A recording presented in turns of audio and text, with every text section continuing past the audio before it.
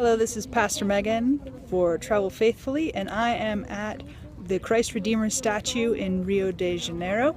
And today it was very hard to see Jesus because of the clouds everywhere. And it reminds me of the story of Transfiguration, where Jesus comes to the top of the mountain with the disciples, and the clouds come, and Moses and Elijah come. It's right before Jesus is about to go towards the cross, and the idea is that in meeting with these two prophets that are assuredly a part of God's story, that Jesus is solidly confirmed as the Messiah and as a part of God's path and God's plan. I like to think of this journey as thinking about the times when your faith or when your relationship with Jesus is a little bit cloudy. What are the moments when it seems clearest, and what are the moments when it disappears from you and your faith fades? Do those things that help make Jesus clearer, and if you can help it, and if it's healthy for you, maybe don't do the things that make your faith a little cloudier. Things happen in life, and so sometimes disasters and health scares and things like that come regardless of our attempts to make things cloudier or clearer. My hope is that no matter where the clouds go, that you will feel intimately connected with God, intimately connected with Jesus.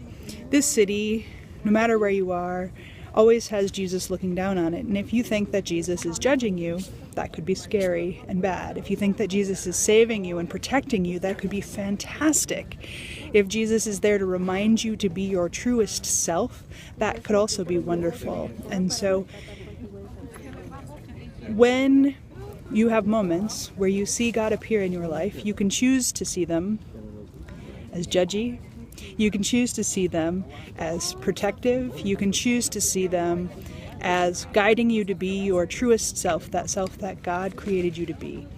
I hope that you will choose the path that is best for you, that God is maybe shoving you towards sometimes if you don't want to go there, and that you can find your faith clearly and truly love yourself as much as God loves you. I don't know if you can see it in the video, but Jesus has a heart that's visible on the outside of his body in this statue. That's often called the Sacred Heart of Jesus. The idea is that Jesus's heart is able to forgive all the things that even our hearts cannot. And so when we can't forgive others, we can borrow this Sacred Heart of Jesus for the sake of forgiving others and remaining in relationship.